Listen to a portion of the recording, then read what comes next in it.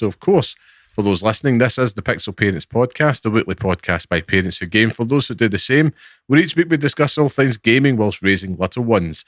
And if you want to be part of the podcast, come say hello, share your thoughts with us at pixelparents.bsky.social on Blue Sky, or write to us at pixelparentspodcast@gmail.com.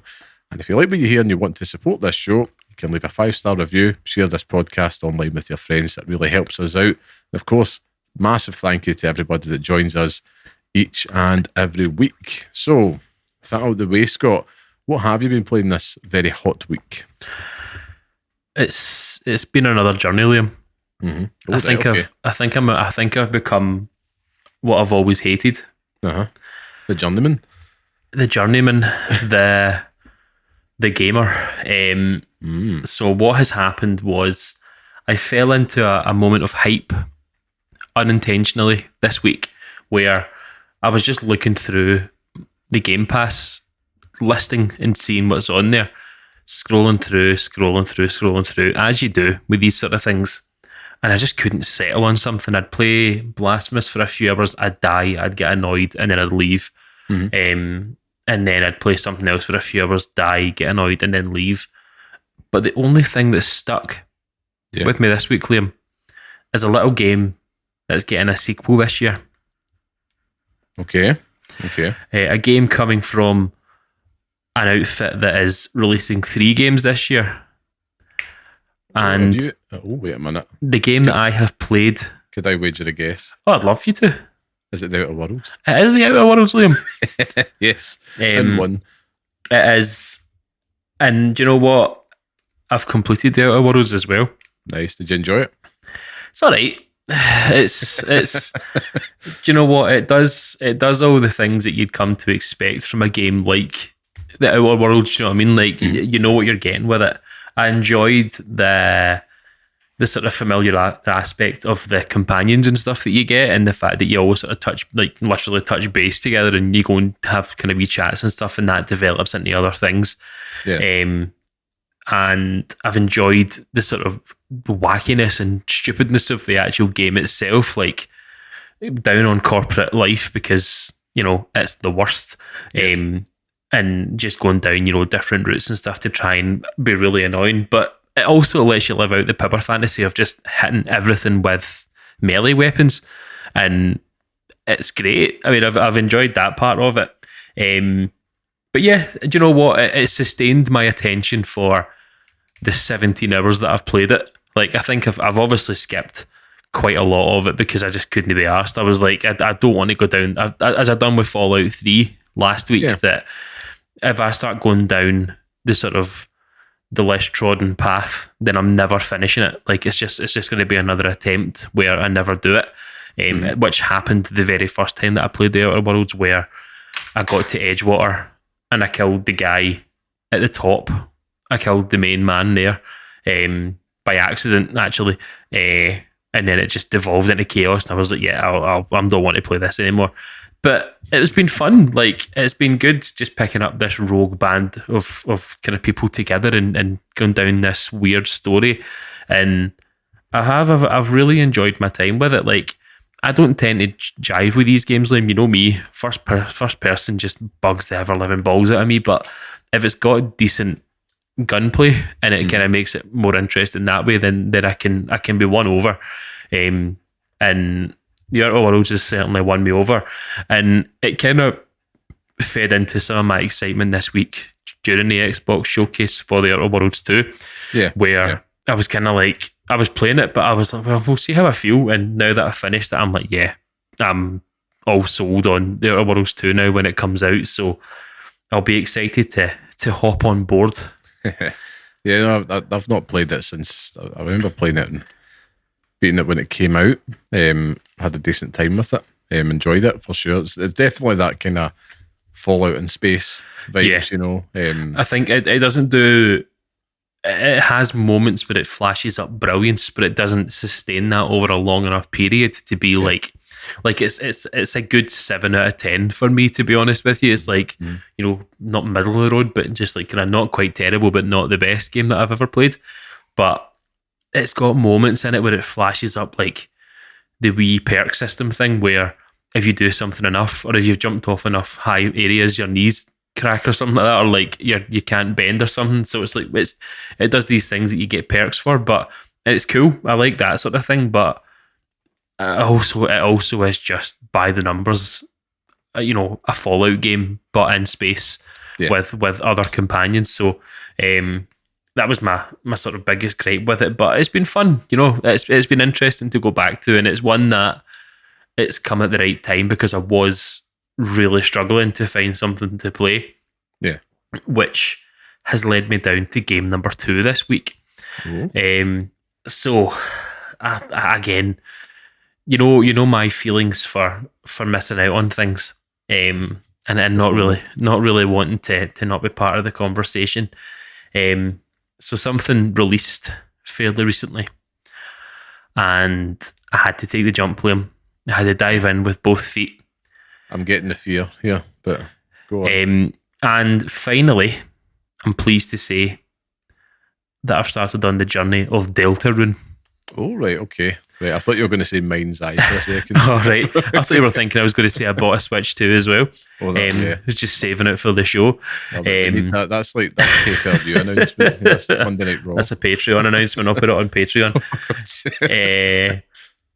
But no, I thought, you know what? I'm going to jump in and just see what it's like. I bought Deltarune ages ago, and then Chapter 3 and 4 just came out. Yeah. But I never played it. I loved Undertale. And I never actually had to. Sorry, the dog is drinking water. Like, no, she's absolutely dying for it, thirsting. But no, Deltarune has just been. It's been nice to go back to that sort of familiar embrace of Toby Fox. Mm-hmm. The weird and wacky characters that you sort of meet during that. But Liam, I honestly can't compliment it enough in terms of see that soundtrack. I've played it for 4 hours, right? And I am obsessed with the soundtrack. Like on my Spotify playlist, pretty much every single track on there, just banger after banger. It's like Sheamus matches in the WWE, banger after banger after banger. It is incredible, and I'm loving it. Like I love the change from Undertale in terms of the way that you act and you can fight and stuff like that, going down a whole pacifist route. I'm on board with it now. So that's going to be the game that sees me through till Death Stranding, I think. Just for our listeners who maybe aren't familiar with Undertale, what's it all about? Who knows?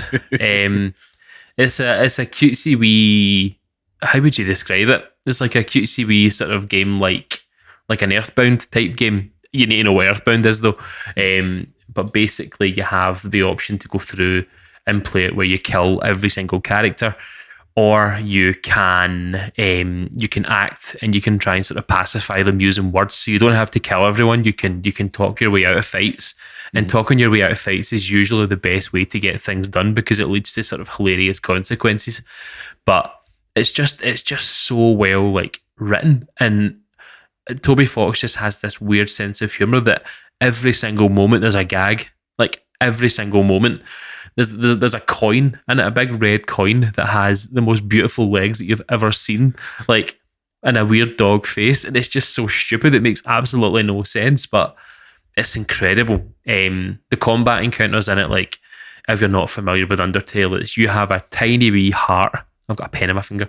You have a tiny wee heart in a box, and you control that, basically moving it around this box, and you have to dodge projectiles coming in at you and stuff to try and move out of the way of it.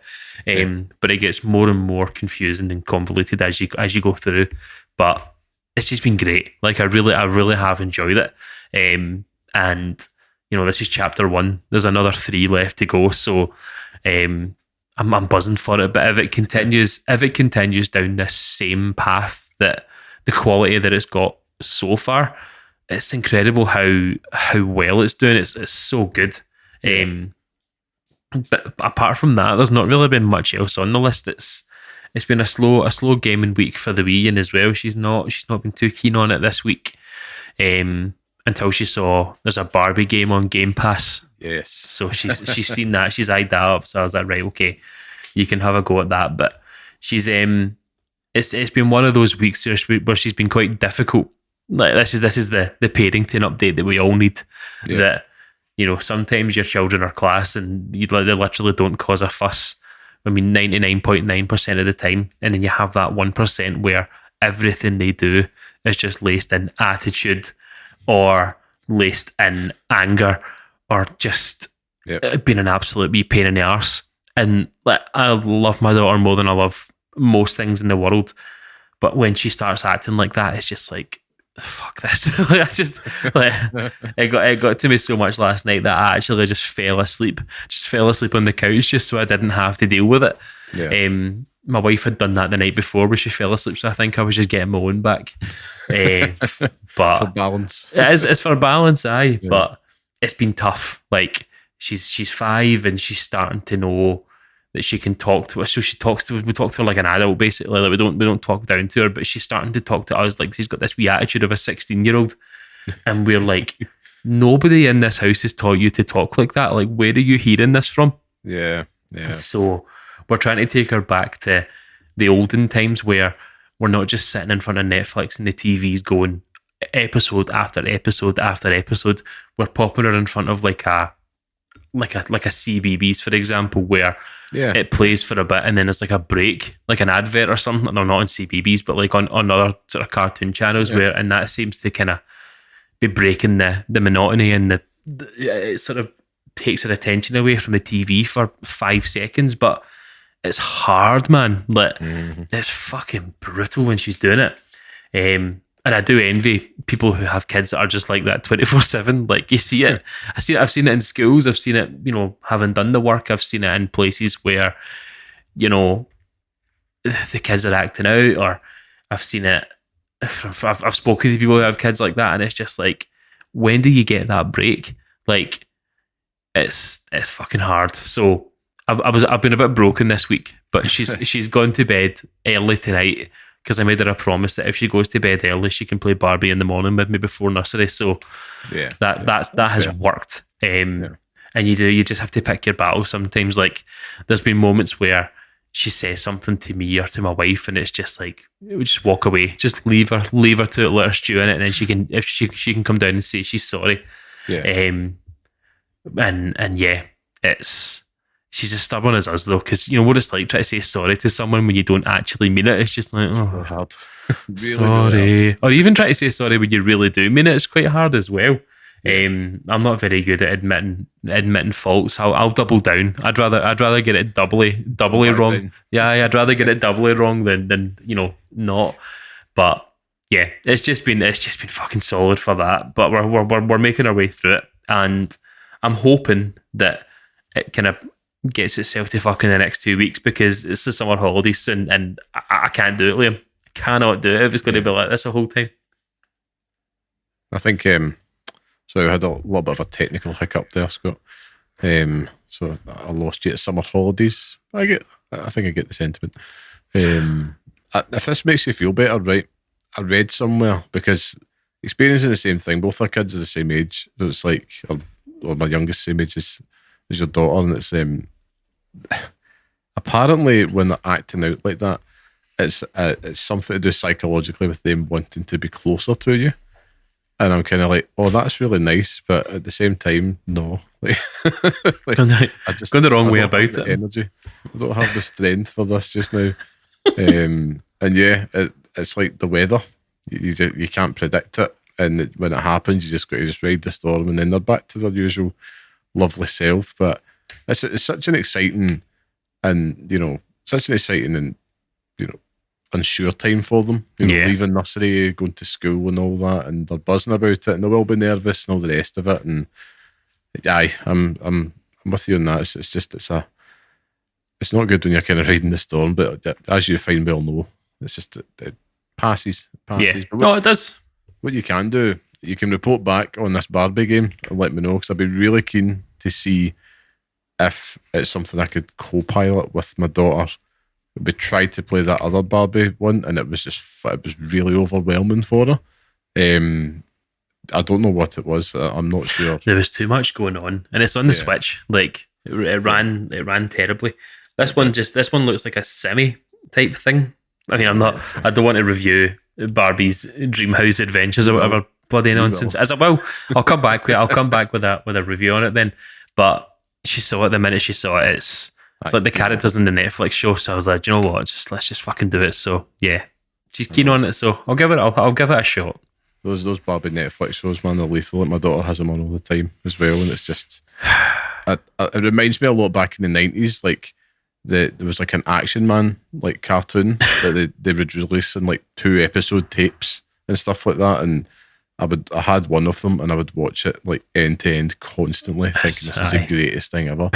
And you could actually recently I went on a YouTube channel and that had them all there, watching them again. I'm kind of like, I mean, I know this is shite, but I'm still like such the lowest end of production value for a TV show. But I'd be keen to get the thoughts on it anyway. But yeah, I'll move on to this week for myself, shall I? Because we did get a new edition, something which I'm still convinced you have, and you're just not telling us, Scott.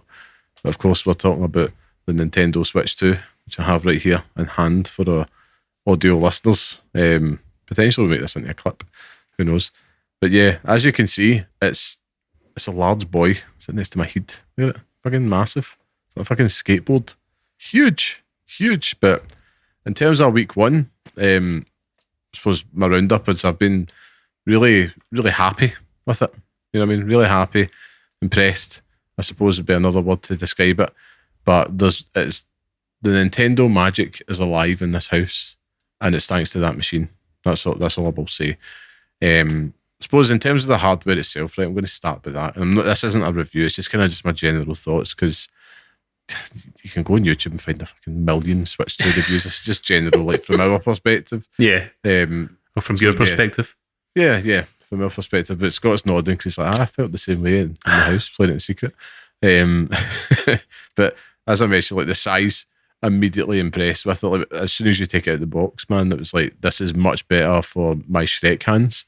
As I've infamously described the experience of the original Switch. My hands are so big that it engulfed the signal getting to the screen when I'm trying to play it in dock mode with the Joy-Cons.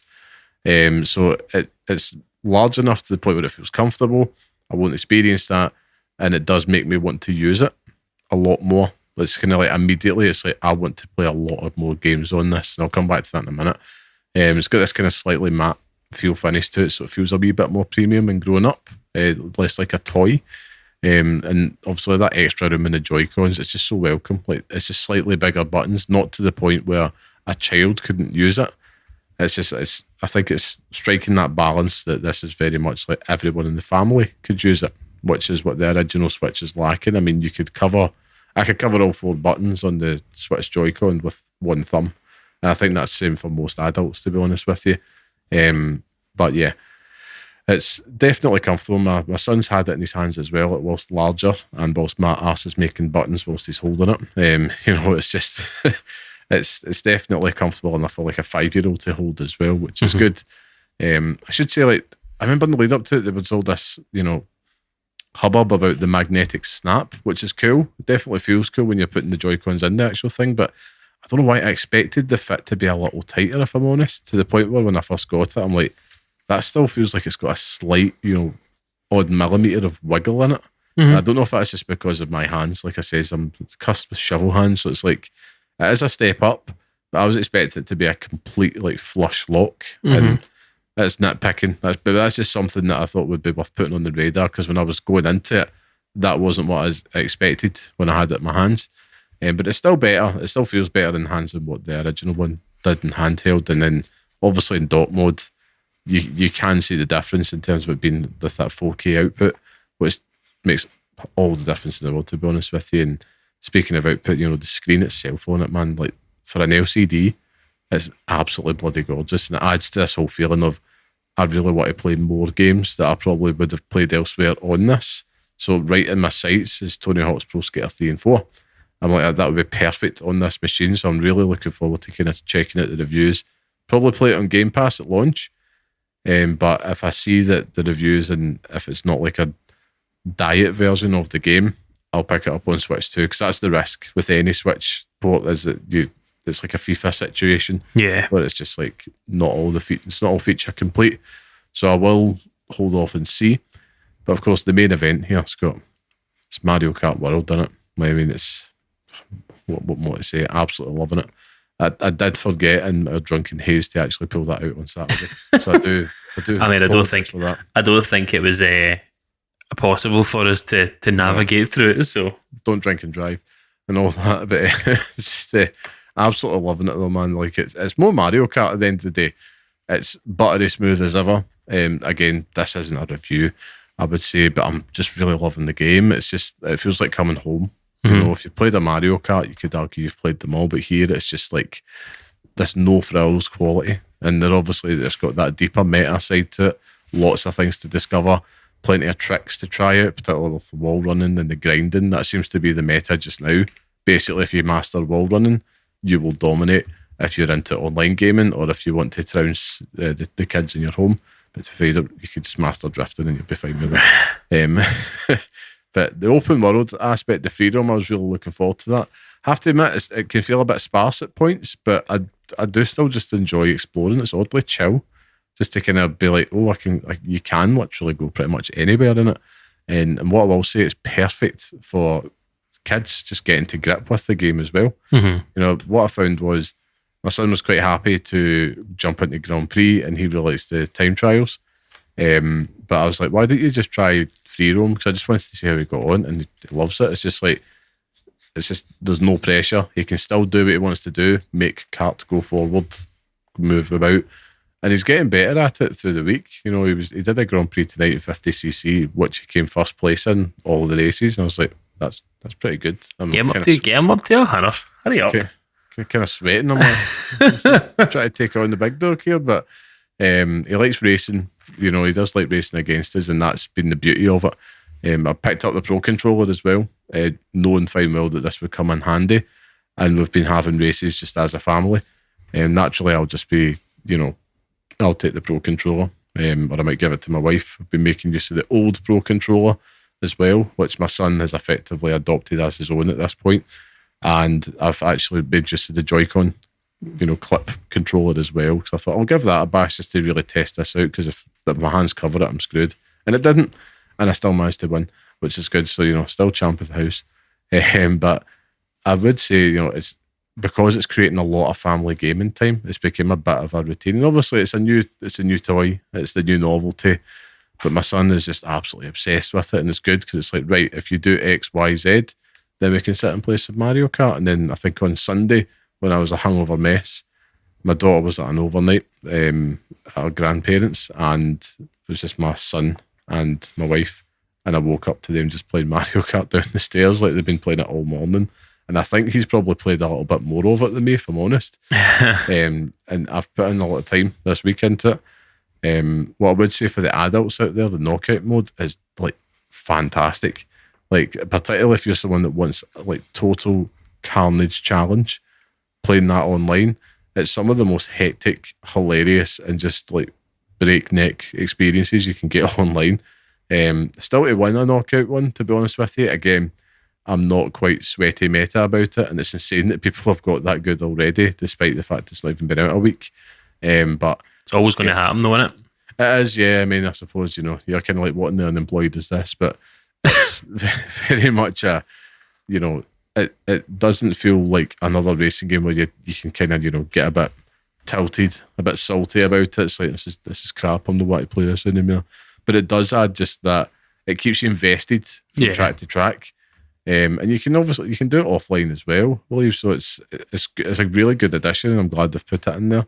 The mission mode additions and the freedom, like, I love that, because if you're not really wanting to just do the straight up races and you want to explore a bit, getting all the new costumes and that, yeah, like there's basically an option there for you to experience a game in any way that you want to again, as opposed to like, right, it's just a straight up racing game. It sounds daft. They've also taken inspiration from the likes of, you know, Forza Horizon, Diddy Kong Racing and stuff like that, with the freedom aspect of it.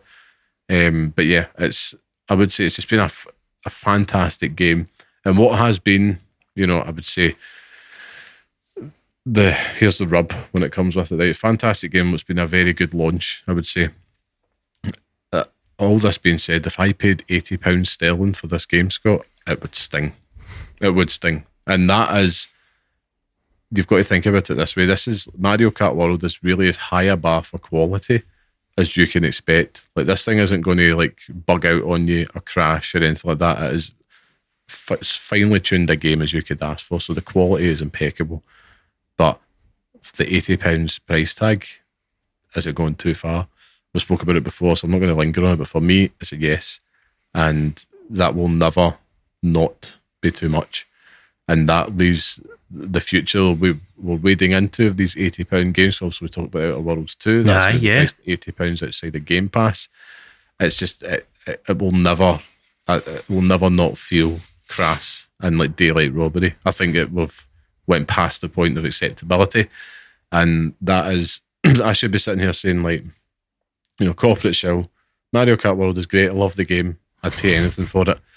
Everything has a ceiling. I don't think there's a universe, genuinely, a universe where I feel that £80 is an acceptable price for Mario Kart, regardless of the bells and whistles that it fucking attaches to it. For any game, man. For any game. You could make an argument for some games. I don't like it.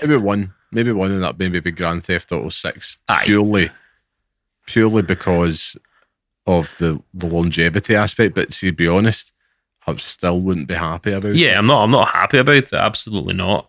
No, it's good to hear that it's hitting and it's become the family tool that you wanted it to become. Do you know what I mean? Like that's where you buy the thing. Like that's how you justify it, and that's great. As I say, joking aside, I've not been weak and been looking like hot UK deals to see if there's anything on there. You could pick one up fair. I'm not saying that you will, but I'm saying you can still pick them up fairly easily. Oh, you could. The most successful console launch of all time, apparently. Yeah, I mean, 100%. And it's definitely something that down the line it'll be a fixture in my house. But I have honestly, I've been watching people play Mario Kart, and apart from the grinding and the wall running and stuff like that, I'm just like, I just don't have any interest in it. But it's such a kinetic experience, Mario Kart, but it's always better in company. It's really difficult to recreate it. But I would say when that day comes and you do pick it up, you will find a lot to love in the online aspect of it. I can totally see you sitting there playing, particularly Knockout Tour. I think you're going to love that. I think there's a lot. If you look at it as the family game perspective, there is something for everybody. Oh yeah, 100%. And good. I can see my daughter sitting doing the free roam and stuff like that, Princess Peach, and she goes and does her thing and stuff. It'll be great for that. But maybe when it's a wee bit cheaper and I'm not having to spend. Well, no, it won't. It'll probably be more expensive. Fucking non-Nintendo games. The world, so. Who knows? Maybe you could ask a pensioner to get it for you if you had the free money. I know, because I know eating avocados and drinking Costa coffees every day. You should have saved up that money, Scott. Saved up that avocado money. Get yourself a Switch 2. It's me. I'm actually bursting at the seams with avocados. You know what I mean? Just fucking idiots. I watched on camera. There's every so often there's a video that pops up on my Facebook or something like that, and it's like. It's a guy in the middle of like an English town centre talking to the people about how they bought their first home, how much they had to save for it and stuff. And there's a woman, and she's like, "Yeah, didn't have all these avocados and Costa coffees back in my day. I had to pack my own sandwiches, and I took coffee in a flask and stuff." And then I think the reporter's like, "Oh yeah, and how did you buy your first home?" And she said, "No, I didn't. My mum gave it to me." It's like, these people are fucking deluded. Like. It's absolutely mental. They just, and then you've got all the idiot relatives and fucking morons that putting up all this Britain first pish. It's getting worse, Liam. My Facebook is getting worse for it, and it's not even people liking it. It's just like these people going down to all these ports and stuff like that just to annoy folk, and their Helly Hansen jackets and their big fucking parkas. It's like, fuck off! Stop infesting all my social media with your keech. Go away. That's the problem. Like, I'm not really wanting to take a lesson from a generation that can't work a Sky remote control. But what I would say is, and I was thinking about it the other day, and I won't wade into the political side because you'll get me started, but I really hope I don't hate my kids' generation as much as what I feel my parents hate us when I'm their age. It's true. You know what I mean? Like, there's a real resentment there, and this generational war is It's just bad, man. I'm like, maybe something like the Switch 2 can bring us all together again. You know it's just because it's big enough that you can hit people over the fucking head with it. I mean, invite everybody except Gran. The Gran's in the corner, just like she's not allowed to touch it because it's black. Exactly. For fuck's sake, It's terrible, man. It's shocking. They're just it's frightening. It is absolutely frightening that we still live in a world where this kind of attitude exists. It's horrible. You know, it never went away. It was just quiet, and now it's just you get the loudest arseholes farting more. That's all I like to think about it as, you know. I like to think that you just made that up on the spot. It's great. I just stumbled through it, but you know, it's, you know, I'm looking at it like, here we're sitting talking about video games. It's like, at least if we've got spare time and spare thoughts, let's put it into something you actually enjoy, and it gives you, you know, some feel good feelings as opposed to wondering about who, what, or why anybody's doing behind closed doors. Like, no, just chill out, just jump online and let's get some knockout tour happening. You know, that's what I say. Everybody will feel better. Play Mario Kart World for an hour and everything will melt away. And that's probably one of the best compliments I can give the game, because you will just be grinning ear to ear and you won't be thinking about all that shit that distracts you, that doesn't matter, that has absolutely zero impact on your life, because it's like, yeah, you only get so many hours and days and weeks of your life free. Do something you like. Do something that makes you happy, and as long as it's legal, and nobody's getting hurt, basically. There'll be a murder or something like that. He told me to do it. Hatchet. He told me to do it. It's like inspirational speech going wrong. We need to clip that and put it on TikTok. It's like, well, there's just that mad inspirational interstellar music in the back. Inspiring it, making a murderer part 3.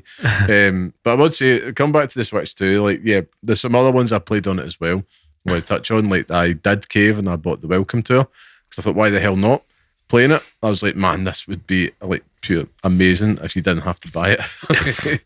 And I would say it does a great job of like delivering that kind of new console experience. Hence why it was just such a total like shot themselves in the foot. They should have gave it away for free. They didn't. It was like what, £7 or something like that. It does have some really cool mini games that made me a believer in mouse controls, and in a sense that at first I was like, I don't really see myself using it, and now I'm like, I can't wait to play like Metroid Prime 4 using mouse controls on this thing. It's incredibly responsive, but it's the mini games, like they're just simple genius. It's like just avoiding like a big spiky balls type thing, and then you collect stars at the same time, and it's just stuff like that, or just moving it on a dual axis to find a rumble, things like that.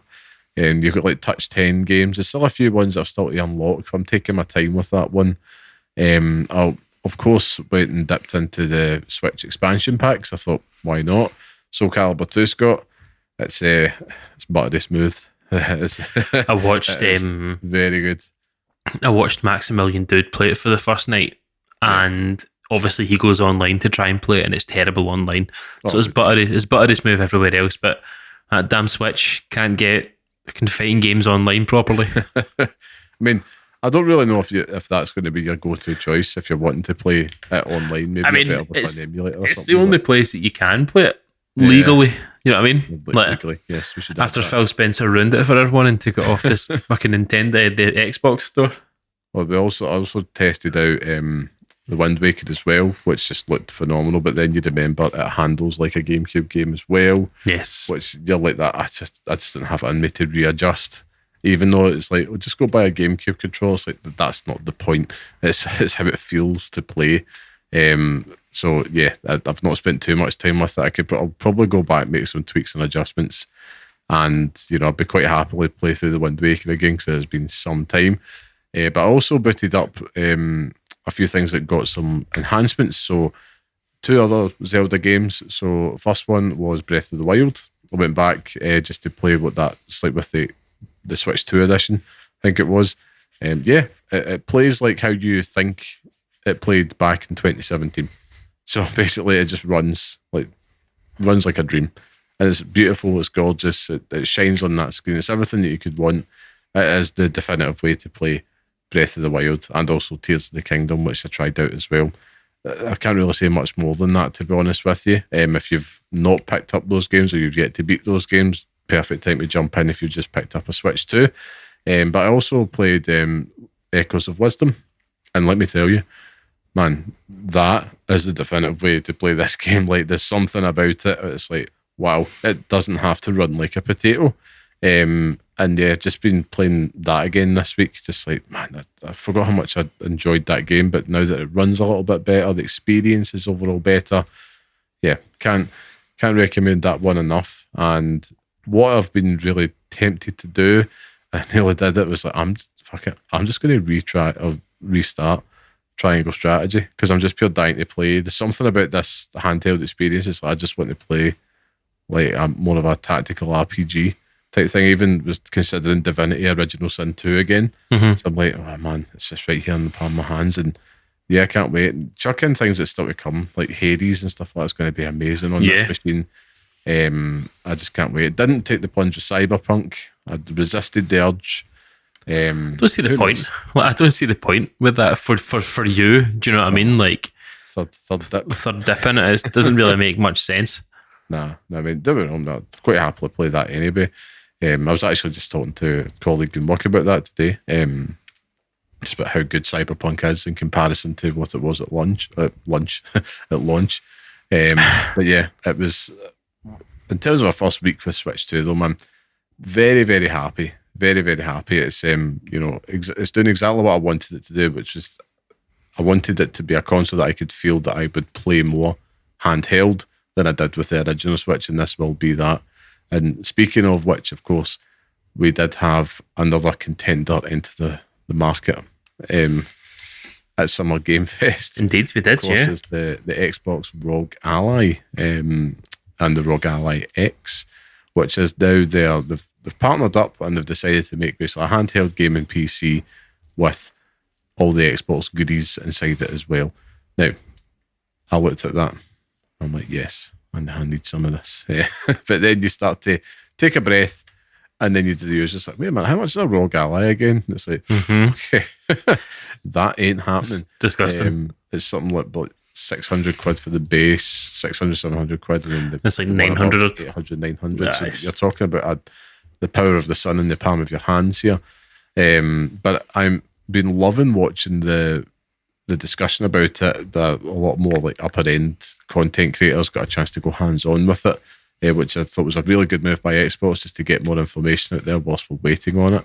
And it very much sounds like the gateway drug into the cursed PC ecosystem. But I couldn't care less about it, like for Steam and all that. To be honest with you, if I had the ROG Ally, and you will want to disown me for this, Scott, but I would just buy that to play Marvel Snap on it. You know, just that would be it. That is a fucking disgrace. Honestly, you and your mouse controls on your Nintendo Switch. Honestly, the PC version of Marvel Snap, just give it to me. But it's funny because I listened to the Xbox show that you'd done yourself, and I felt very sad. But I was listening to you talking about, you know, this ROG Ally, this Xbox ROG Ally nonsense in the X one, and it was, you could hear yourself coming to terms with the fact that you wanted it, and then you had the conversation about how much it cost, and you were like, maybe not a good idea. It's, do you know, for me, there's a moment in it where I'm like, yeah, that sounds like a really cool idea, because it's like emulation and Steam and stuff like that's great. If you can get into it, do you know what I mean? Like, even just for indie titles and stuff and Steam sales and everything, like, it's class for that. But it is also having to become a stinky PC gamer, and it's just not going to happen, Leo. I just can't. Like, I mean, it's a surprise that the Steam Decks of the world haven't had to get like biohazard cleaned. Do you know what I mean? Like, they've not had to be like nuked off the face of the earth from all the Cheeto dust getting collected within the fucking thumbsticks. You can say the same for any handheld. It's true. You know, I've watched any controller on earth. Like, oh Jesus, that's you just trying to be unbiased. But there is, you know, there's an interest there in my head, but there is also the financial outlay, and also Tim Getty's made a really great point on Kind of Funny talking about it, where it's like, yeah, this comes out in holiday this year.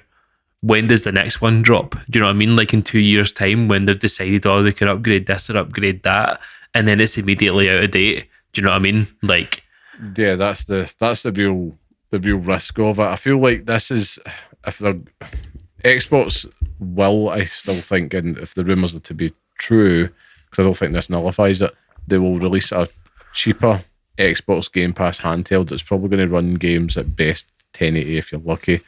And it'll be, closer to that prediction I'd made ahead of time, which would be like the £300 mark. But it won't have, anywhere near close to the specs of what the ROG Ally is. And I know somebody had suggested the ROG Ally to me months ago on Blue Sky, and it's like, nah. And it's the difference is, it's like I need a bridge, and you could play Xbox Game Pass for PC on it, but I need that bridge. The fact that it feels like a safer step across to it is what is appealing to me for it. But I was actually speaking to my wife about it, and she was just like, no. And it's, my wife, she was not the type to be like, no, like, she's not the type to say no effectively when I've got a madcap scheme. But even she knows, it's like, where are you going to play it? Yeah. When? Because it's true, it's like I'm lucky in the sense now, it's like I have a dedicated space now for gaming. I can move stuff about. I hardly touch the Portal now as a result. And the only thing that I will be playing handheld is the Switch for different reasons, because it's more of a family type console, and it's like, yeah, the stuff I know I'm playing on that is okay if the kids want to peer over the shoulder and stuff like that. It's true. So I'm like, the ROG Ally, I'm not sure it's the use case of it, but that's what I'm intrigued about it. If I had the opportunity to even have that for a week, and so we can come back to our listeners and be like, here's what it's all about, here's how we think it would fit into someone like ourselves' life. That's really my biggest interest in it, because I know there'll be listeners of this show that will be interested in it, who want that more souped up experience, but also it's the price, man. I mean, it's a ROG Ally just now will set you back £800. That's the price I'm looking at. It's disgusting. They bang on about it being like a, like mobile phones. Christ, I'm sick of hearing that when it comes to any type of gaming device. They're following the phone model. It's like, it's just technology. But you're right that you'll get an iterative update every year. And if you're sinking 800 odd quid into any device, if you are going for the X, like the mega souped up version, terabyte storage and all that, yeah, I'm wanting that to last, 7 years or something like that. And it very well might, but we know what it's like. This is the thing that puts me off with PCs in general, because I'm far too fucking lazy to go out there and then start to like soup it up. But if you're spending 800 quid, are you then just putting that towards a more souped up PC and just holding off and putting, yes, a more souped up PC is not going to cost 800 quid. It's going to cost a lot more than that. But if you've got that folding, you best just holding it off. So it does feel like a more premium hardcore device, because let's face it, man, like for that money you could go get yourself a decent like OLED telly in a deal or something like that. You know what I mean? You could do something else with it. You could buy 2 Nintendo Switches with a Mario Kart bundle. You could, yeah. No, right you are. I mean, it's gamer math is a hallmark of this show, and when we are struggling to justify it, because I did think, right after I saw that, before the realization of what the price would be, I was like, right, me and Scott, this is it. This is the bridging moment. We'll take our first steps into the sweaty future of yours. And no, I'm just looking at it now. I'm like, I don't see a future where either one of us has managed to gamer math our way into that. And I do mean that sincerely, because me, I'll always have a hustle. There's always a Pokemon card collection somewhere that's waiting to get punted. But I don't think I would. I think I'd have the buyer's remorse, because I know I just wouldn't play it enough. And it's different if it was like £200-300. Like the Portal, I think is a very fair price for what that device does, and it does still come in handy. I'd kind of call it my Saturday morning device, because that's my wife's turn to have the lie-ins. We do it on a day by day basis at the weekend, and that's when I'll be like, cool, I'll just fire up the Portal, we're just chilling out, usually like that first hour of the morning when everybody's a wee bit, foggy-eyed and stuff, and usually that's when I'll be playing Balatro. But that's fine. but 800 quid, 800 quid, Scott. I could buy like a very good guitar with that, you know, and I haven't. And that's a decision that I have been putting off for many years, you know. Had my eye on a very good Fender bass for a number of years, Scott, for as long as we've known each other, and I still have shat it every time. So I'm not sure if a Rogue Allies is it, but I don't know. Is it for someone? That's the thing. Like, is it for someone? That's the the thing. answer you're looking for. If you've got the money, fucking do it, man, and buy me one.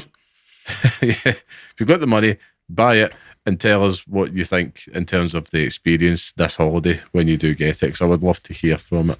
Because Lord knows, you know, we ain't going to get sent one. We ain't going to get asked out to try it out. But if someone has, even better yet, if someone has a Rogue Ally just now, let us know what your thoughts are. Because I'd love to hear it in terms of how would that fit into like the family gaming setup at the end of the day.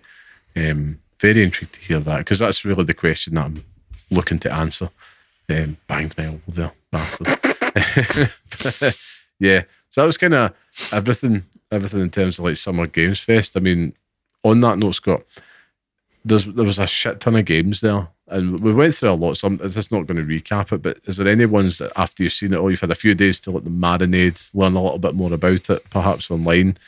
Any games that are like that have rocketed up to the top of your most anticipated, or ones that you're most curious about after seeing them last It's an interesting question.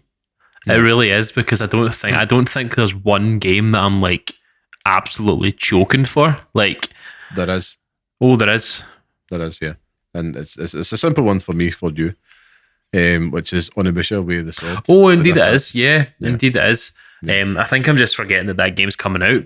I keep on forgetting about it. But it was barely anything shown, do you know what I mean? Like, it wasn't as if it was anything substantial. But that's probably one of my most anticipated games for next year. To be honest with you, it all just felt like it fell into the same thing for me. I said it about the Keighley showcase to yourself, and that it fucking dragged its heels, and it was a pure shite showing. With the Xbox one, it was well paced. So I've obviously not given my 2 cents on this. It was well paced, but I don't think any of the games really hit me in a way that I was like, oh my god, like what's this? Like the Game Freak announcement and stuff like that. I wasn't like, oh my god, what the fuck are Game Freak doing? They can't make good games. So that was me.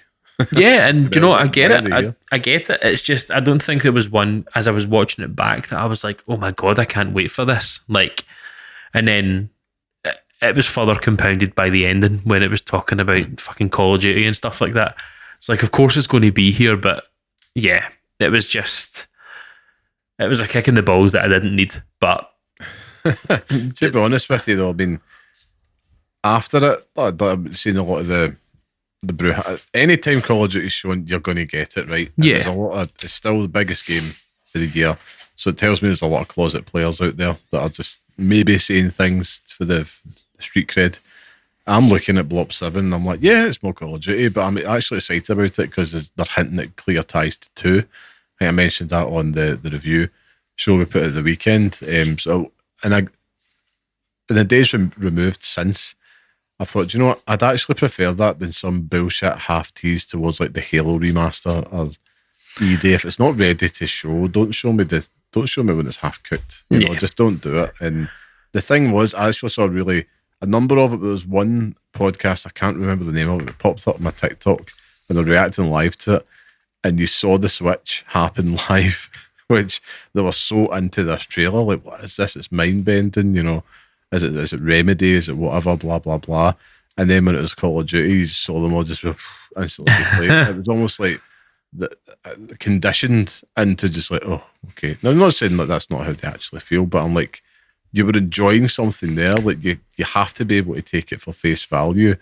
You might end up enjoying something, because like Black Ops 6 was the best it's been in a very long time from campaign to multiplayer. And I'm like, I just don't get it. I mean, I get it, because you know, CG trailers can do a lot for things, and it's a trailer that doesn't fully represent what you're getting from a Call of Duty experience. You're not getting this mind bending thing. Like, it's going to be boots in the ground, shooting people in the face and dying a lot. Oh, And do you know what? I love that. I fucking love Call of Duty, but mate. I think for that moment, at that point in time, when people are just looking for something else, it wasn't the answer. Like, you can forgive a one more thing being an announcement for late 2026. You can forgive that. Like, but yeah, it's just like a pure like, it was just like, oh, right, here we go. It's like, so look, we live in a world where I've, put all prejudice aside and gave Final Fantasy VII a go again. Here I am, high on it. Just join me. But honestly, it's again, life's too short for all that stuff. Like, listen, you're speaking to the wrong. You're preaching to the wrong person here. I play Call of Duty with you fucking all the time. I know it's your most anticipated, but I wrote a wee list of games that I saw through the weekend. Obviously, I don't miss away the swords on there. This is Blop 7, just because of the ties to 2. But for me, like, Mixtape was top of the tree, because naturally, I've said that since we first saw it. I'm like, Mixtape, hooked that to my veins. It feels like it's a very Liam Kilkelvin-esque game. Clockwork Revolution I was thoroughly impressed by, as I talked about on the episode. Jurassic World Evolution 3, I'm not even joking, like, buzzing about that game. Marvel Cosmic Invasion, buzzing about that, because that's a game that I'll play with my son, guaranteed. And there are no ghosts at the Grand, just off the top of my head. Interestingly, though, Resident Evil 9 has not really been one that, like, I was expecting more from yourself on it, because you're the Resi guy between us. I'm the shite bag, I'm the coward. I did think that the trailer was cool, like the return to Raccoon City and stuff like that. It absolutely pulled Jeff Keighley's arse out the fire, though, because that SGF showcase was a shit show. It was. Up until that. And I remember texting you at the time saying, there needs to be one big thing here to save it. The way they delivered it during the showcase was, I was like, it was shite. It was shite. It was pure fish. There was no need for it. That's the annoying thing. It was just really irritating. Since the show and like all the previews and stuff like that for it and people talking about it, it seems to be looking pretty good, along with Pragmata, shockingly. Yeah. But I just need to see more. Like, I don't have any love for I don't have any love for Resident Evil Outbreak and stuff like that. Like, I don't have any fond memories of that, and that seems to be what this is sort of riffing on. So we'll see, but apparently it's cooking up. So yeah, I mean, it's not long to go, but I'm sure there'll be plenty more hype, and hopefully it's not a disappointment when the time comes. It's a female protagonist as well, so people will love that. Oh God, I look forward to the very sensible discourse online about that, the banned word. But yeah, like I say, hopefully the reality is that it lives up to the hype. But it's time for us to, of course, move on, Scott, to the main topic, where this week we have dubbed it Hype versus Reality, the biggest letdowns in gaming.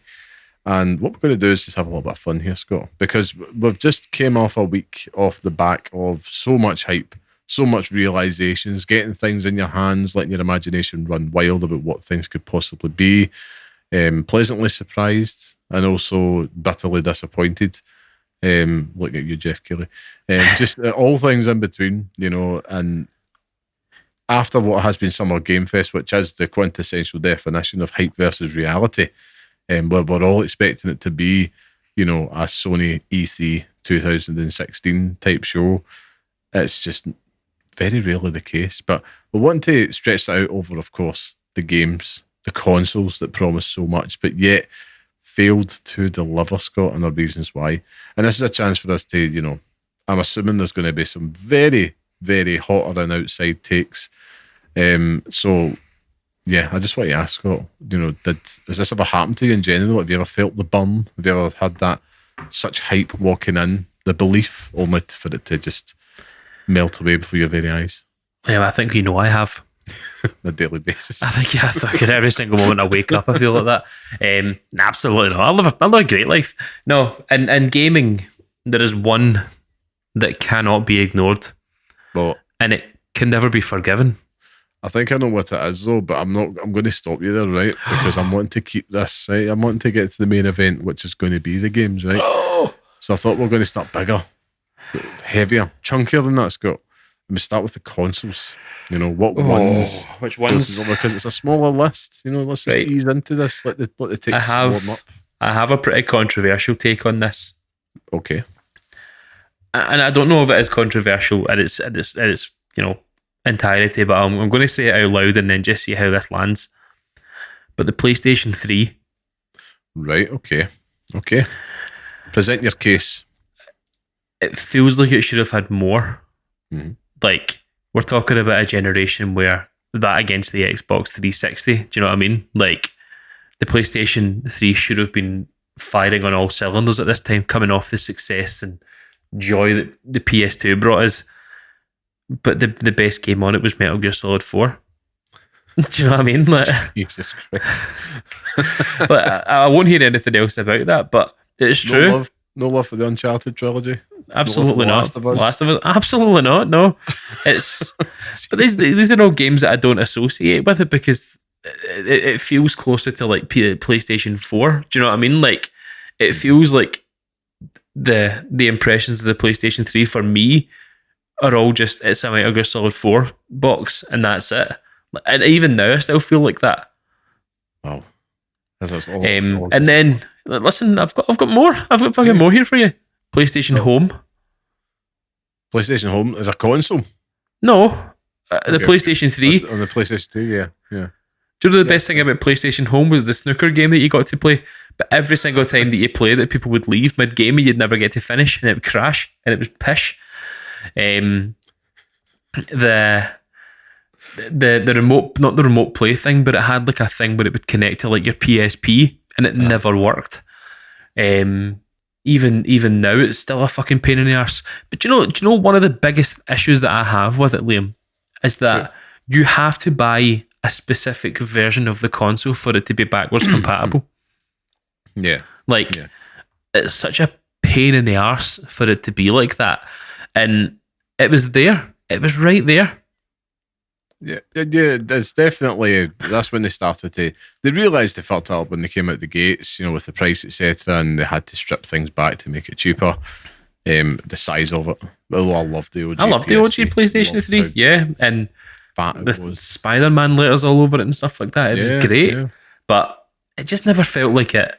It always felt like a wee bit like everything was just a wee bit, and the Xbox was always the main console at that time. Yeah, it always blows my mind that the PS3, this means nothing, I suppose, but it ended up outselling the 360. It still blows my mind. But yeah, listen, I appreciate your take, sir. I appreciate it. Thank you for sharing it. I'll give you one here in terms of a console, right? I'll start easy, then I've got my controversial one to follow, right? Because it's more of a question. For me, it's an easy one, which is the Wii U. The Wii U, I think, and that pains me to say, but it has an amazing library of games, no question, but an amazing library of games that really couldn't be appreciated until they all got remastered on the Switch. And, it just felt like a dust collector in terms of that hype going in. Yeah. And the real letdown over time, because the strangest thing was it had really fucking good games on it, but I felt like I was forcing my enjoyment playing the actual console, the experience of holding the dinner tray, everything in there, and it was just like, it's just not it. And it had things, like Mario Maker and stuff like that coming on. I try to make use of it. And I'll never forget that moment early on playing. I bought Arkham City again on it just for like something to be like, no, this is worth it. No, it was worth it, Liam. It was worth it. And it was just like, nah, it was such a letdown. How does Arkham City run on a Wii U? It ran okay. I never experienced much problems with it from what I remember. I beat it fairly easily. You're talking to the man that beat Arkham City on launch of the day. Also true, but it's still absolutely devoured it. And it did have a few cool ideas, using the big tray, but that's how I would refer to it, as the tray. But do you know one thing I did use it most for was watching Netflix on that controller, because it was like, I remember sitting in my room at the time, still staring at my folks, and I could just, I had the novelty of having something on the TV, and I'd just have the Wii U up, just like playing something like Breaking Bad or something back in the day. It's true. It sounds absolutely horrendous, but back then it was like pretty decent quality. And of course, experimenting to be like, could I take that to the clergy? That type of stuff. But it didn't really have that much reach, as I soon learned. But yeah, that was a letdown one for me. You got another console one you want to add to your list? I mean, if we're piling on terrible consoles, then the Xbox One has to be on there. Oh Yes, of course. Shite. Just an absolute fucking useless piece of shite. Every single Kinect that came along with it was just given to you so you'd fucking hit yourself over the head and think that it was a good purchase. The most stupid thing. And it's obviously led us to a point where Xbox are now, because they very quickly realised that they'd fucked up. And what was it after that? It was the Xbox One X and stuff like that. Yeah. Was that Project Scorpio? Yeah, I remember, like, at least the One X and the One S, they had a little bit of luster about them, a little bit of an allure. Whereas the original one just looked like this big Betamax looking fucker just sitting under there, all shiny. And you had that big blocky Kinect, and it was like, do you get an Xbox One? I need to. And the Kinect never worked. Like, some of the joys in it, where you were shouting, Xbox, turn on, and it would just never do it. Like, shite, mate. I distinctly remember, like, that feeling of, like, because I bought the PS4 at first and I bought an Xbox One a few months later to get prepped for Titanfall, and it was the same feeling with the Wii U. Like, there might have been one or two games that's like, I'll be worth it. And even though the game was good, it was just the experience of the damn machine was just such a letdown. And you even had things like the snap feature where you could watch, basically it was a glorified picture-in-picture. And I remember at the time just seeing someone that I knew on Facebook just getting in a console war argument with somebody, and it's kind of like, but does it have the snap feature? It's like, big whoop. Does it have good games? Because that was the other thing that went against it. It was just the whole vision behind it was light years ahead of its time, but it didn't help it. It really didn't help it. And then they eventually managed to find their feet over a couple of generations. But yeah, you're right. Xbox One is a dead as a dodo disappointment, wasn't it? Keith. Jobbies. Pure Keith. For me, this is more of a question, right? This is my last console one. In terms of a letdown in gaming, because I feel that there might be some people out here who feel this way, and I'm not sure where I am, so I thought I would pose the question to yourself, see if we can get some sage opinions, sage wisdom. I'm so volatile with these things, so go for it. Maybe I'm just like pouring petrol on a fire here, but the PlayStation 5, has it been a letdown so far, Scott? It's a very good question. A very good question. I think you could argue it has been. I think there's an argument there. How do I feel about it? I don't think in all good faith, I can say it has been, because it has been the quintessential console that I've had everything on, even the first party, third party. I think we're talking about as a letdown, we're talking about the lack of games on it. Like, the console itself is class, but the games on it are pish, which then obviously factors into the whole fact that it's a letdown as well. I will say on the Scott Curry scale of good to bad, I am at like a 7, where it's like, I agree, but like, I still think it's good. Yeah. I mean, how can I describe it? I'm with you on that.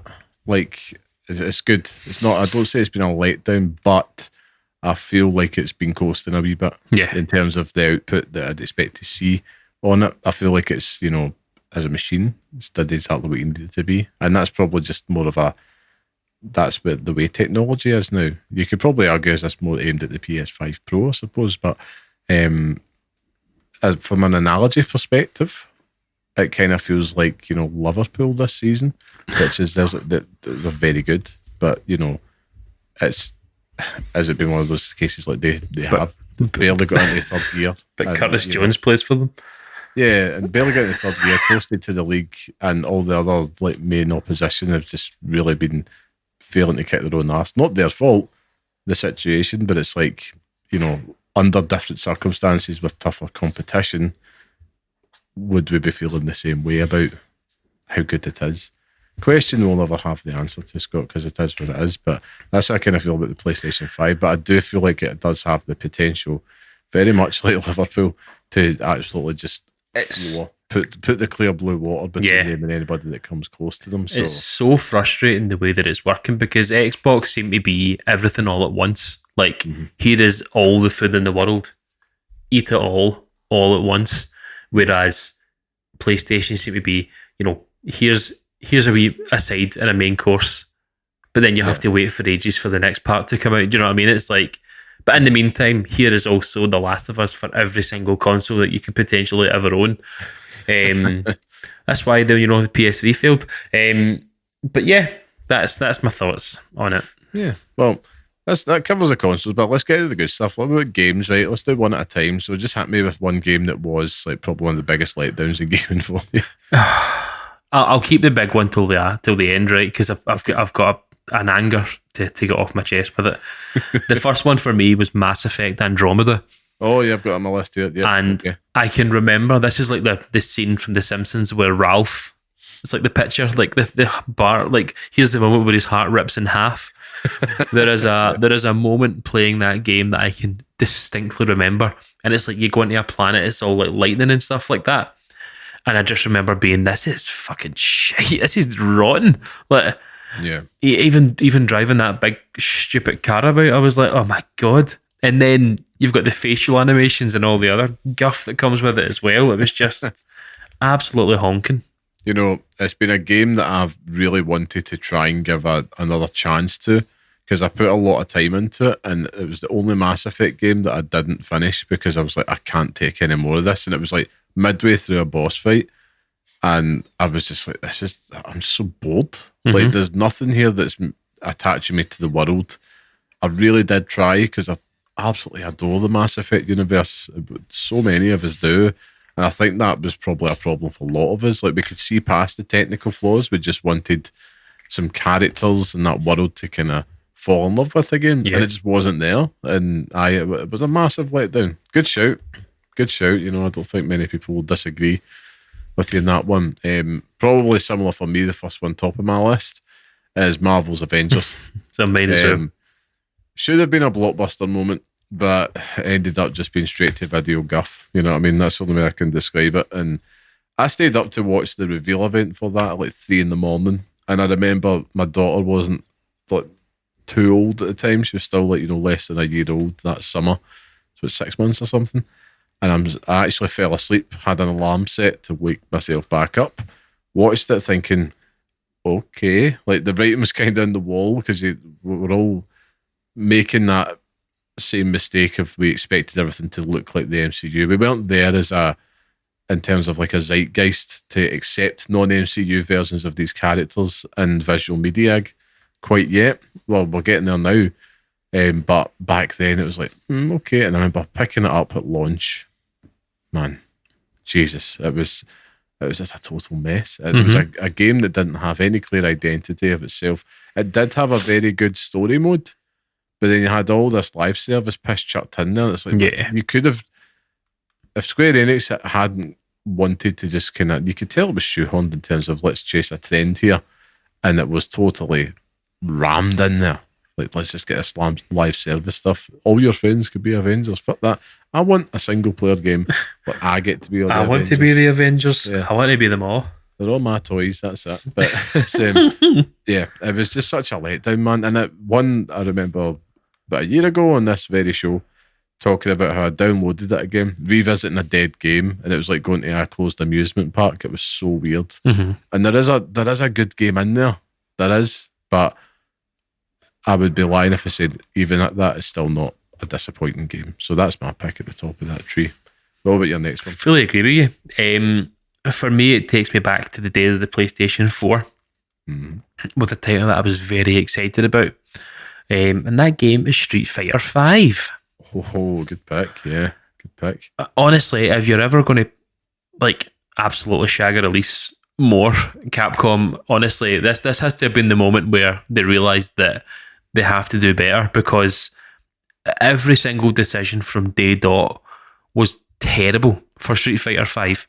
The lack of the story mode, the terrible online functionality, the characters that they chose to actually be in the game. Like, there's a the difference between Street Fighter 5 on day one with it released, even the initial betas and stuff were unplayable.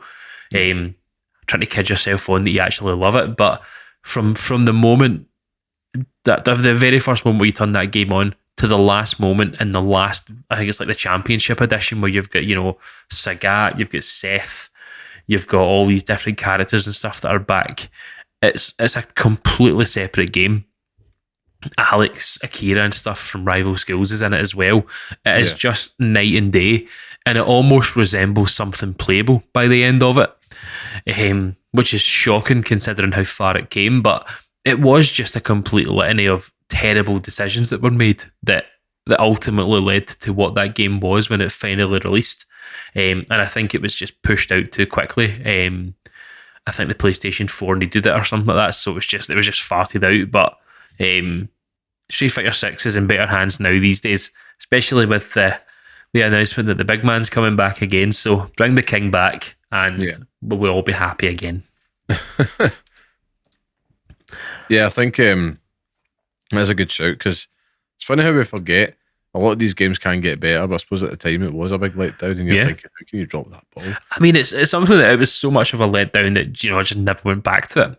I played the story mode, and then I was like, yeah, this isn't for me.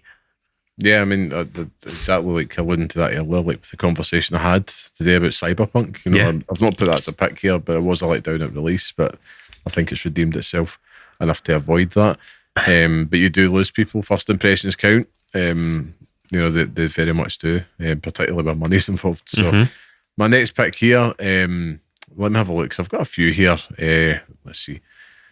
Yeah, this one, I'm taking you further back, right, into the Xbox 360 era.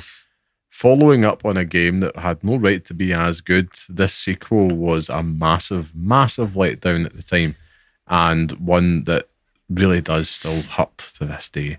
And that was Crackdown 2, because it had everything there, the potential, just make another game. Don't mess the formula up too much. And they just redid the map and chucked in a load of zombie shite, or mutant shite within it. And I remember playing that, just being bored senseless, beating it and not feeling good about myself. Kind of like, yeah, that's time I'll never get back. That type it's of true, thing. aye. It was totally not memorable and such a letdown, man. Like, and yeah, you could have said Crackdown 3, but the disappointment had well sitting at that point. It was almost, it was expected at that point, wasn't it? It was just like, and Terry Crews can only do so much for a franchise. That ruined his reputation, that game. And rightly so. No, I love Terry Crews, I'm sorry. My next one isn't really, I've got another game, but my next one is actually a moment in time, Liam. Right, okay. Let me take you back to a date. Let me try and figure this date out first, right? Where was it again? There was a tweet sent out. A tweet sent out on that this has sat with me for 4 years by this point, right?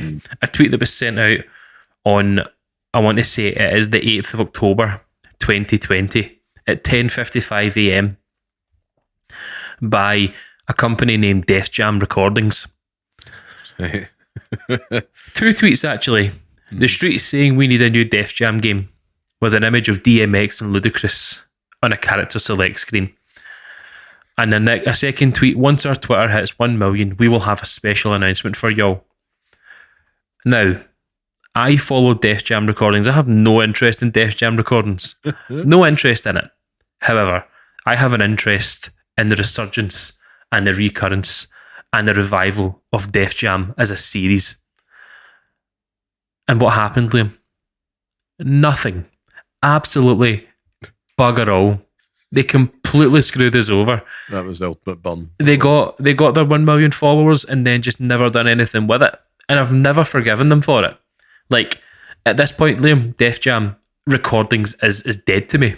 It might as well just not exist anymore, because it's fucking outrageous, the fact that they've done that and they got away with it. It's horrible. And I'm actually legitimately angry about it, like, so much so that I can feel the blood rushing to my head. But it still annoys me. Even just seeing the tweet has it's sparked something in me. They did you good on that one. Raging, man. Absolutely raging. Oh, man. Well, how many more have you got on your list? I'm curious to see. I've got 2. There you go. Let's go through them, man. Let's go. I'll do 2 and I'll just round up the other ones that make up the rest. So you want me to go next then? Yeah, and you go. That's right, okay. So I'm going to do one that probably will annoy you more than anyone else. And I'm trying to remember the name of the actual game itself, but it's a game that I actually played fairly recently. And fairly recently being like a really stupid term, because I must have played it. Was it last year or the year before? I was going back through my time with the Batman series. Right, okay. I'm playing the Arkham games. And Batman Arkham Origins, Liam. I'm tired of pretending that it was good. Because it's not. It is. There's moments in that game that are good. The detective stuff and everything else to do with that, and the band of characters and, the bad guys in it. But that game looks so bad, even now. Like, I mean, yes, it's aged terribly, but it also aged terribly when it came out. Trying to glide through Gotham in the greyest world known to man, the brownest, greyest place on earth. It was just, I remember looking at this game thinking, "Oh my god, this looks class!" Seeing the Batsuit, seeing the CGI trailer where it's Deathstroke and Batman fighting in that what do you call it? Fighting in that bit, and it's just like, it's brilliant. It looks so cool, and then you actually get into it, and it's like, oh right, okay, I see where we are here. That is the epitome of letdown for me, to be honest with you, is that having this excitement for something and just being like, this is crap. Like, this is just so rubbish that I just don't enjoy it. Do you know what I mean? Like, it's just absolutely egregiously terrible. Do not enjoy it. Hit the nail on the head. I suppose Arkham Knight was a letdown. I'm still an Arkham Origins defender. I do think that there is a point where you do have to obviously accept, was it going to live up to the city? No, it wasn't. But it does have a pretty good story. Very memorable boss battles, arguably the best in the series for some, with the Deathstroke fight. But yeah, the world, that's similar to Crackdown 2, reusing Arkham City and just attaching on an extra quadrant of it. Don't know how you would describe it, but not even doing it well. It wasn't. It didn't feel good to traverse around. So I can accept that. And hey, it's all good. But I mean, I still would rather play that over Marvel's Avengers. I mean, 100%. I think I'd rather play nothing than play Marvel Avengers. So, and this brings me on to the big one, Liam. The one that I've been holding back. The one that I think that if you were to describe Scott Curry's biggest letdown in video games, there is no other game that you could have picked. I think I've got this on my list too. But only go hit us with. But the game for me, and it's nothing to do with the gameplay, nothing to do with anything like that, is a small title called Metal Gear Solid 5. Yep, I've got it on the list here too. Now, you lived through this with me, Liam, and the excitement that I had for this game. And to get to that point in that game where it ends, and it's just like, what are we doing here? Like, we as Metal Gear Solid fans, as a unity, have been crying out for some sort of continuation or some sort of melding together of the moment in Metal Gear where, Snake infiltrates Outer Heaven. We have to then find out, how does he get there? And we never find it. It's never shown to us. You get to see what happens with Liquid, with Eli. You get to see who Venom Snake is. But it's all just caught up in this Hideo Kojima nonsense that, like, he's just trying to be Fight Club. Do you know what I mean? And it's just keek for it. It's just not done very well. But then also, it was, and part of that's to do with Kojima, but also a lot of it's to do with Konami as well, and the working environment they had and all the issues that he was having with them as well. So, I mean, I can forgive him for that, but it's just so bad. Like, everyone had all these theories and all this stuff in place, but it was like, we're going to get to see the makings of David. We're going to get to see Snake become Snake in the Green Berets, and he's going to it's going to be so good. Yeah. and it just never materializes. And even to this day, it is still something that hurts my soul that I'll probably never see that. Like, Yeah. nobody's ever going to do it. But what I will say is that over time heals all wounds, Liam. And Metal Gear Solid 5 is still up there as like one of my favourite gaming experiences of all time. And I'll tell you what done that for me is the platinum run for that game. It's there's something about the way that Hideo Kojima has created and crafted that world that you learn things in the strangest of ways. Like it's that sort of environmental storytelling that you can see things on walls, you see things all over the place, and it's like, oh, this all makes sense.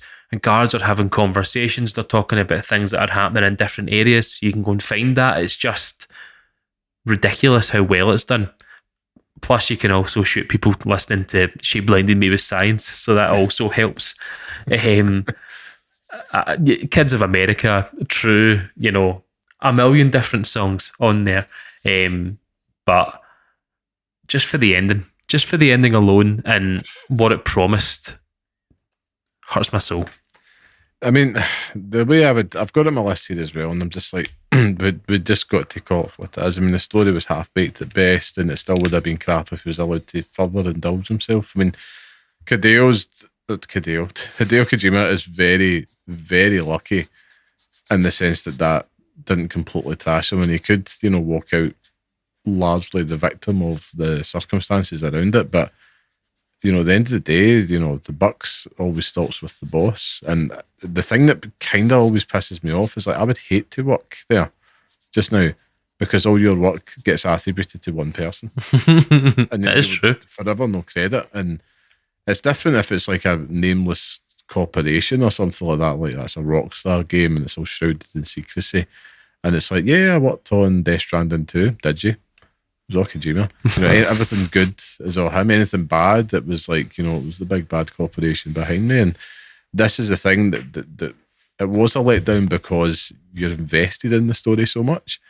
But then it all comes through. Like, obviously, he's an outstanding game director. And, when it comes to that gameplay in the Metal Gear Solid 5, it is best ever.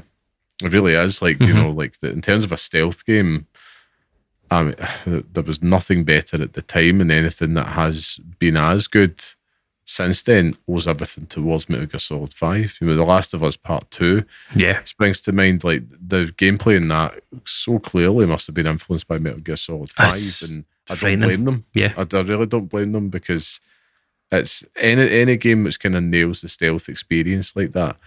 Yeah, but in terms of the story, you're just kind of like, oh no, like somebody should have stopped him. And they did try to stop him, and then everybody's up in arms about it, and I'm kind of like, listen, that was it, cut.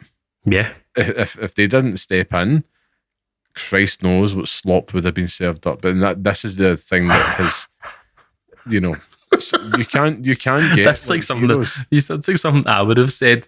Like a slop. That's hilarious. It's a bit like, we all have like favourite music artists and that, and they always do one album too many.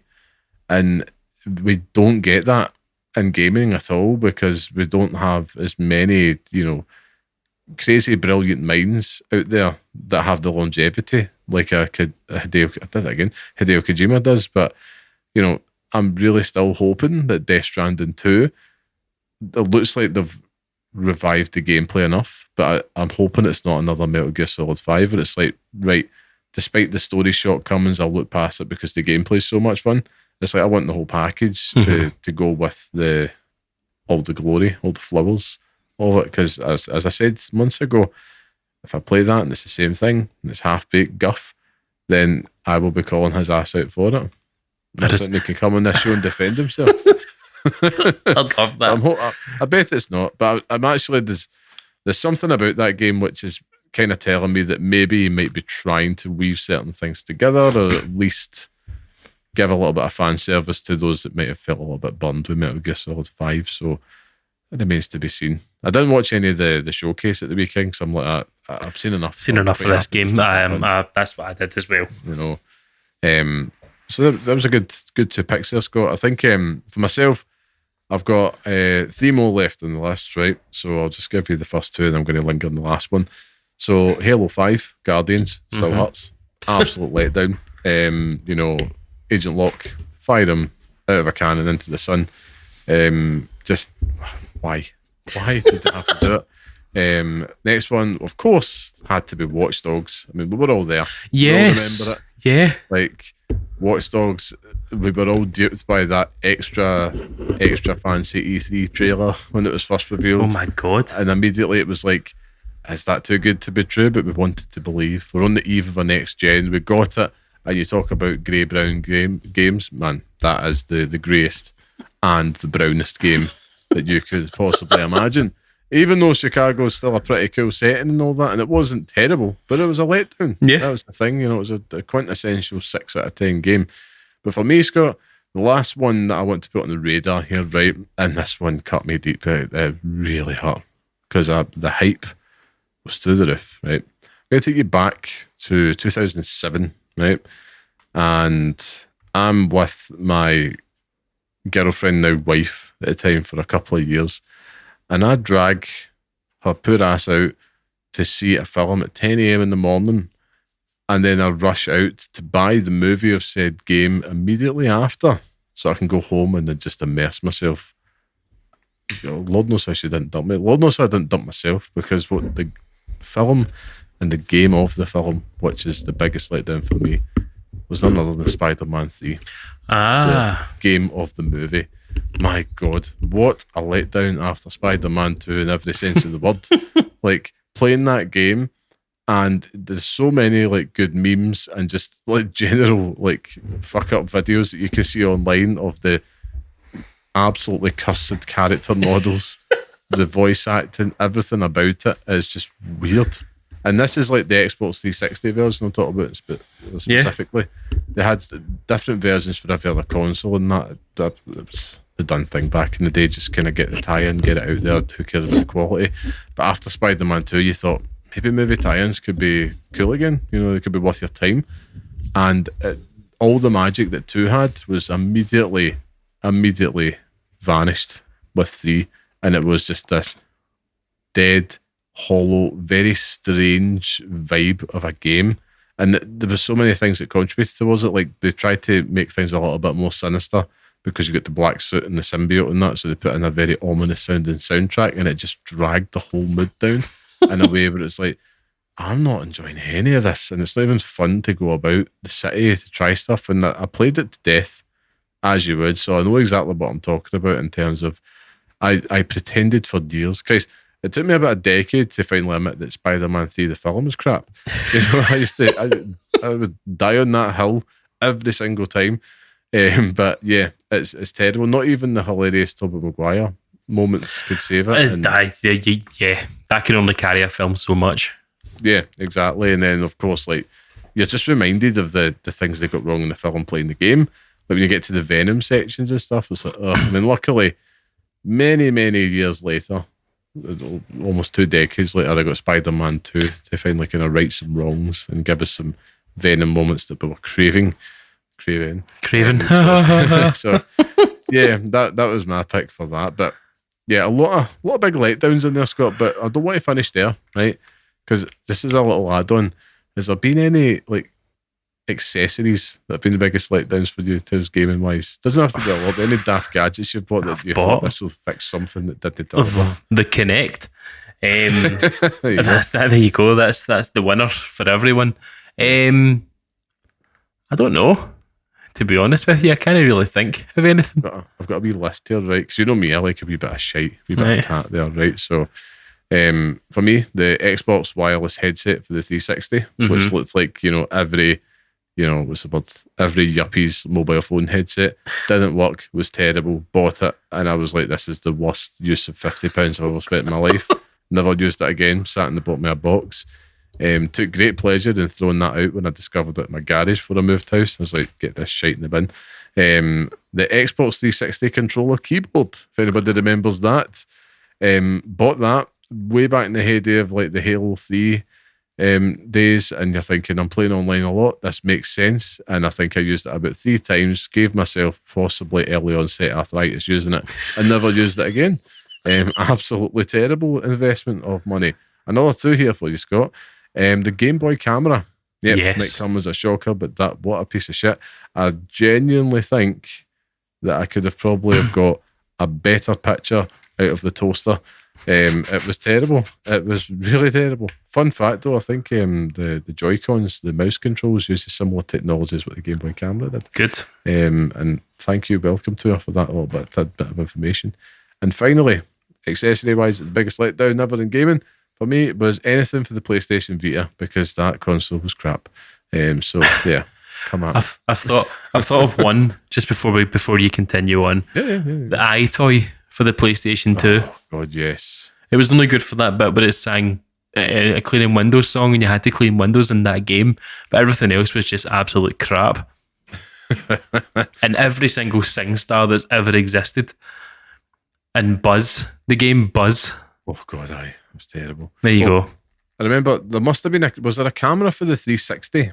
I didn't buy it. Oh, I don't know. It's put me in mind of a story of my own. And I was playing Uno on Xbox Live, and it was just online gaming.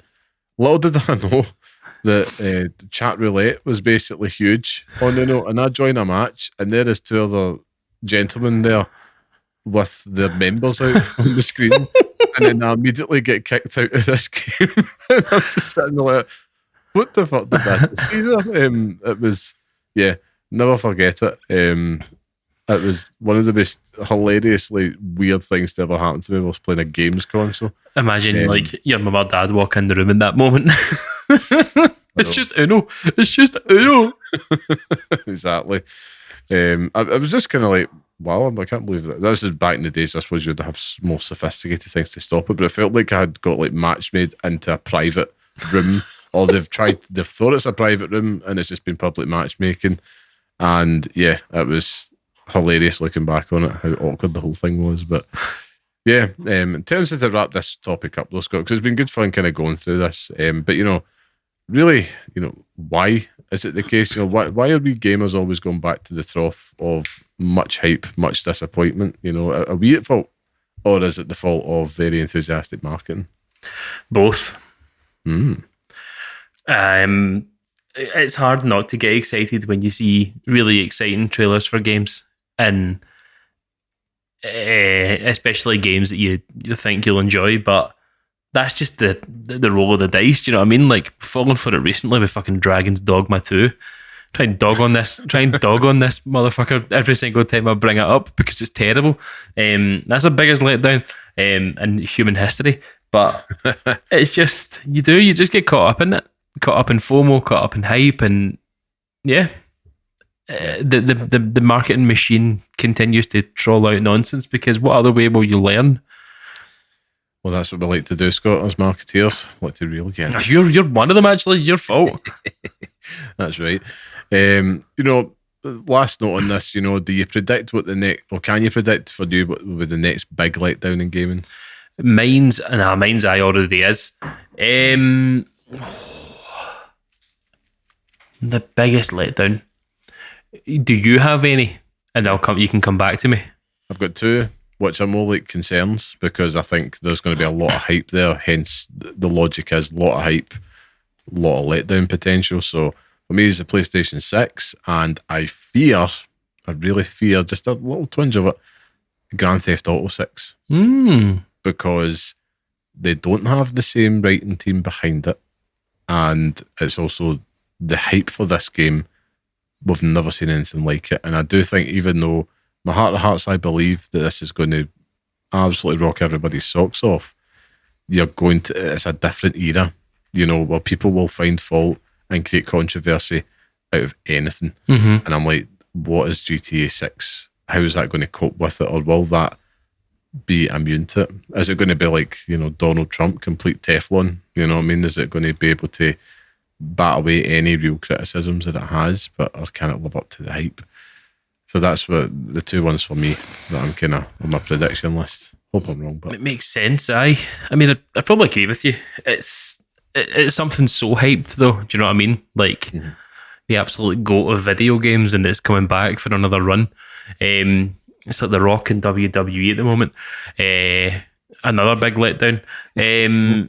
Or John Cena. Fuck. God, aye, Jesus. What do you call it?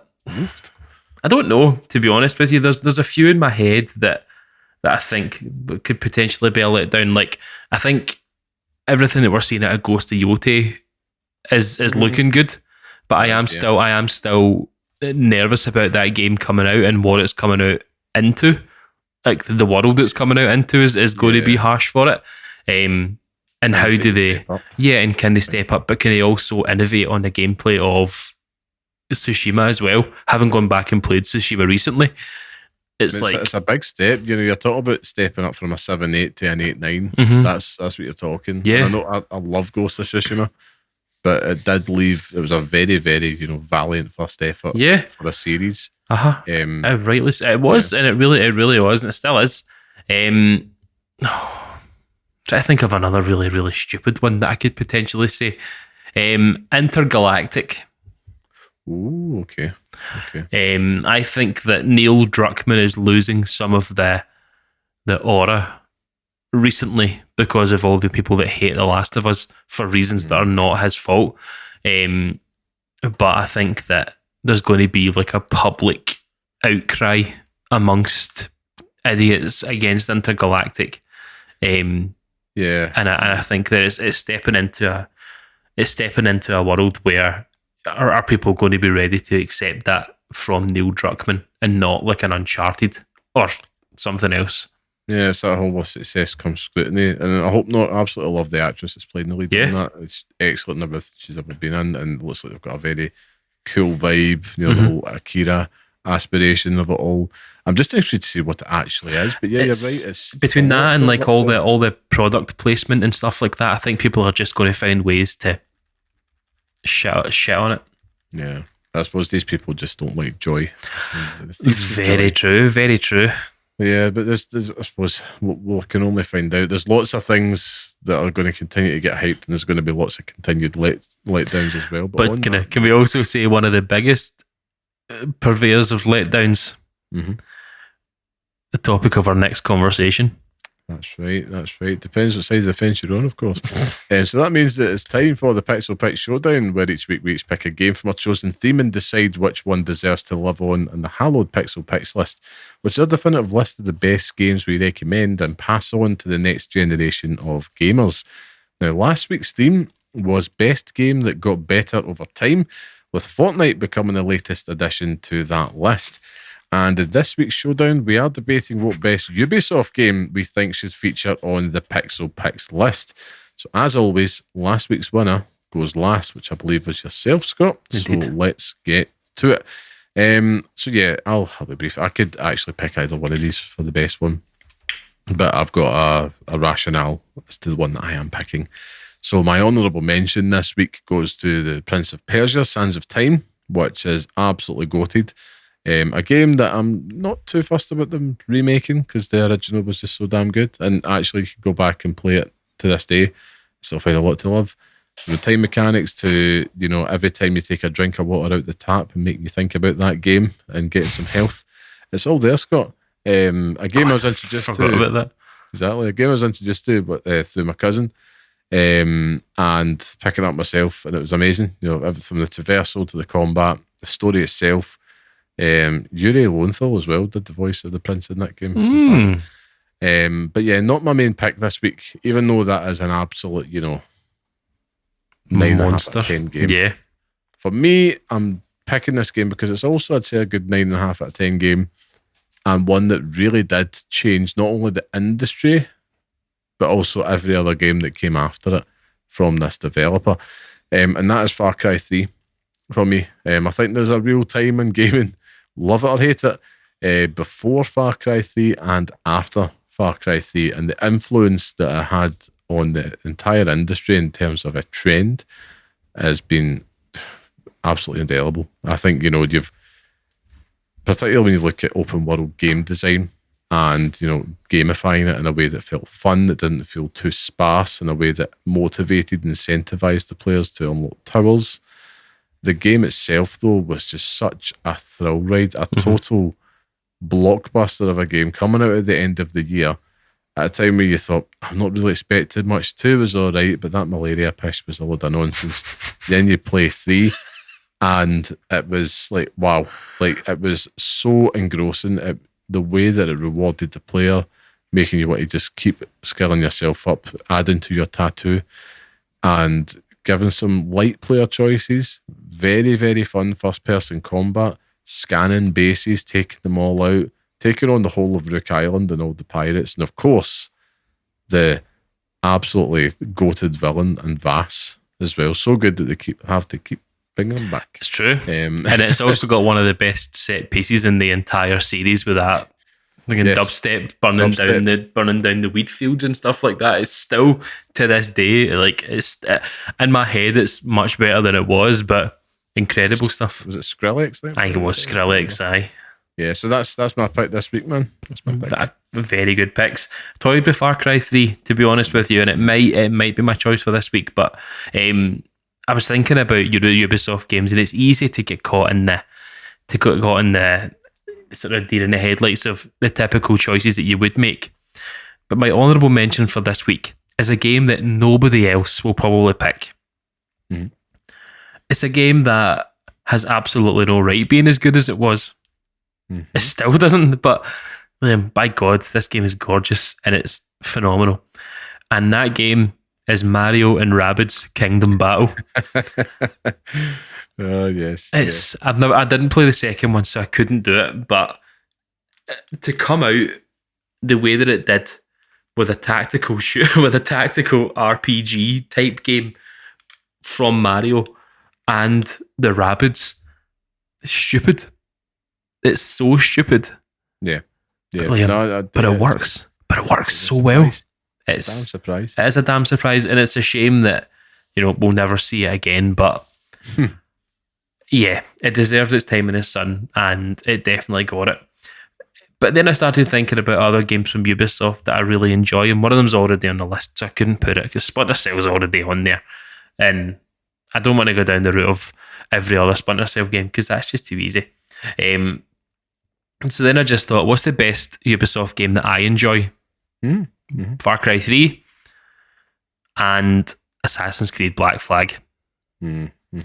It's people talk about the Ezio trilogy and like Valhalla, Odyssey, all the other nonsense, that Origins as well, but the Assassin's Creed game that's lived with me for as long as I can remember is Assassin's Creed Black Flag, and it's everything to do with the sea shanties. We still sing the sea shanties to this day, like the traversal, the swimming, all that sort of nonsense. It's stupid. I can't say any more about it because it's an Assassin's Creed game, but you're a pirate, and it's great. Even the daft wee mini game where you could send your pirate ships on wee things and they would go and do stuff for you and bring stuff back. It even had a game on your phone for that as well, which I played. But yeah, Assassin's Creed Black Flag was really just a moment in time, and it hit at the perfect moment. David got our PlayStation 4, Liam. I remember picking that game up and I played it non-bloody stop. Yeah, that was a tremendous addition. Love Black Flag. Always surprised to see the kind of, what's the word, the legacy and the fond memories it left behind for a lot of people. Because it was at a point when, the series was already turning for a lot of people. Yeah. I will say this is a little prediction: when that remake comes out, you're going to see a lot of people like, I don't remember it being this, and they kind of remember it a wee bit differently because it is still very much an Assassin's Creed game. Mm-hmm. But it was so much fun to play and explore, all the islands around that, sea shanties, just oddly, just a very exhilarating and relaxing experience. But yeah, as good a game as it is, I still think Far Cry 3 is better. I'm in total agreement with you, to be honest with you. Just I'd thought about Far Cry, but I am not the Far Cry head at this table. I'm not the Assassin's Creed head at this table either. I'm the shell. Far Cry 3 is the monumental shift in that entire series, and like we still see it to this day. with every single Far Cry since. So it deserves its place. Yeah, I mean, it's so good that they've tried to replicate it, about 3 more times since. I must have, even though like Far Cry 6 actually probably deviated it most from it. It's actually, Far Cry 6 is a really good game, I would say. I actually had that to review on the old website, and pleasantly surprised by it, because it felt closest to capturing that feeling. It was probably just a little bit bloated, and I don't say that very much about games. More bloat the better. But yeah, no, well done then to Far Cry 3. You're the latest addition to the hallowed Pixel Picks list. As for next week, well, I say this every week, but we do have a good one lined up for us next week. One that I think Scott Curry is really going to be he's going to be the man. He's going to be the source on this one, but also you're going to struggle with it. So we will look forward to the results of that. But of course, that means that it brings us to the end of this week's podcast. So thank you once again for joining us. And remember to support small independent games media. So if you do like what you hear and you enjoy the podcast, like we asked at the front, please share on social media and tell your friends about us, or if even better, leave a wee 5-star review on Spotify or Apple. Helps other people find us, makes a massive difference. Now, Scott, it's test time. Where can people find you online if they wish to engage with you? I am the Hermit on Blue Sky at lamaman.bsky.social. Lovely stuff. Please go do say hello to him. For myself, if you want to follow me, I am at carmelite.bsky.social. And a massive thank you to our producer and music man, the talented, handsome, wonderful Mr. Sean Murray. Go show him some love. Check out his work on Instagram at Barehand Designs and barehandsdesigns.com. And if you haven't noticed as well, he also did a fantastic animation opening for our Pixel Reacts episodes, and he's cooking something special up for this here show. More on that when it's ready. But you can, of course, listen to this and the next episode on all major podcast platforms, and follow us on Blue Sky at pixelparents.bsky.social. And please do write to us if there are any questions, comments, anything like that, at pixelparentspodcast@gmail.com. But until next time, stay safe, stay sane, and thank you for listening. Remake Metal Gear Solid 5.